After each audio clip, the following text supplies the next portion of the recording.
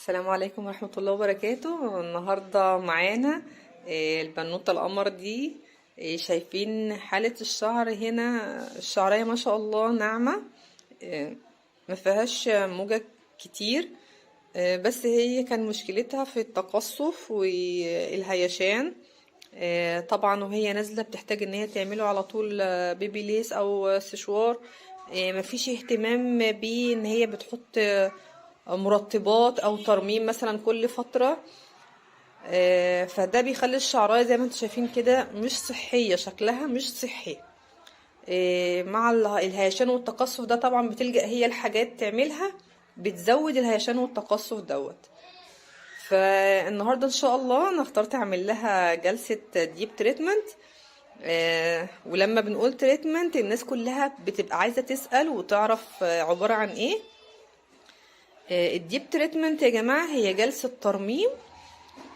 بس بنقول ترميم عميق، يعني انا بختار لها كذا نوع ترميم من الموجودين عندي المتاحين عندي، بحيث ان ترطيب الشعر يبقى ايه اكتر او اعمق يعني.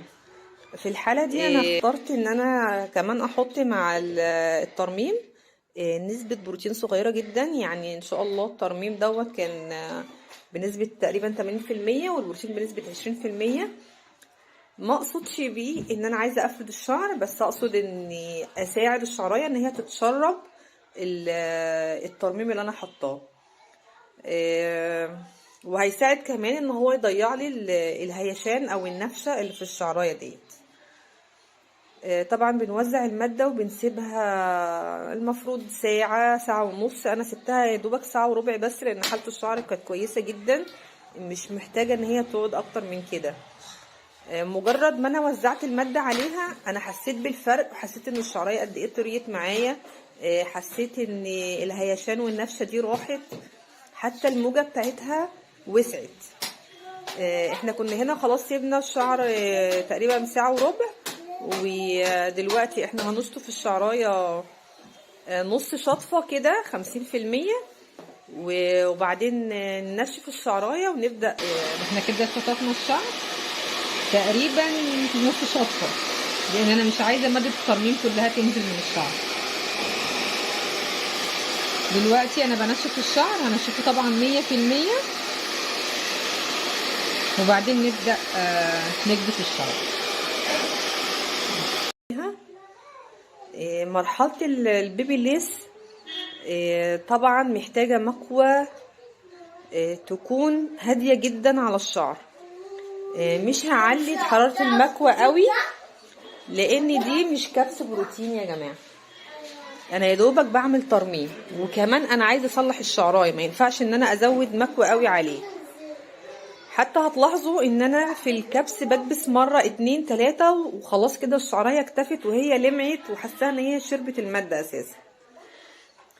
طبعا هو في شويه دخنه زي ما انتم شايفين، انا قلت لكم ان انا هشطف الشعر 50% بس، لاني مش عايزه انزل كل الماده اللي انا كنت حطاها. انا عايزه الشعر يستفيد نسبه الترميم اللي انا حطاه، واكوي على كميه منه بحيث ان هو يستفيد بكل المرطبات والترميم اللي انا حطيته دوت.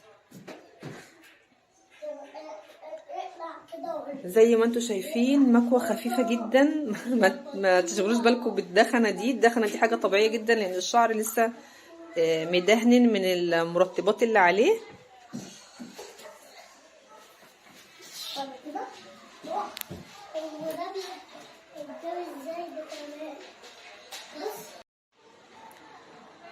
الجلسة دي تعتبر نفس كأنها جلسة بروتين بالظبط، نفس خطواتها بالظبط، لان هي مادة وانا عايزة اشربها على الشعراية.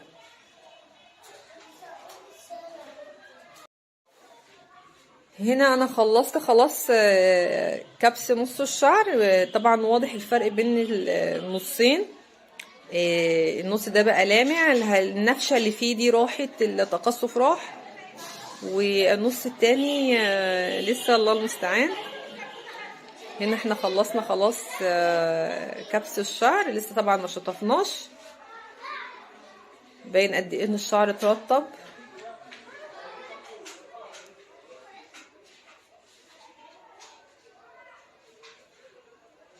هنغسل بقى ان شاء الله شامبو بلسم وننشف ونشوف معاكم ايه النتيجة.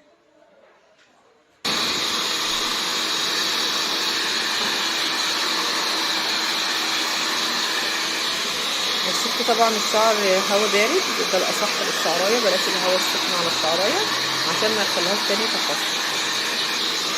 نشف 100% وهنشوف برضه نشوف الشعر ان شاء الله. نشف.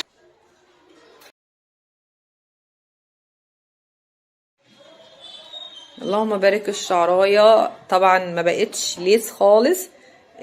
طبعا ولسه لما تتغسل مره واتنين هتبقى فيها حته الكيرلي اللي فيها.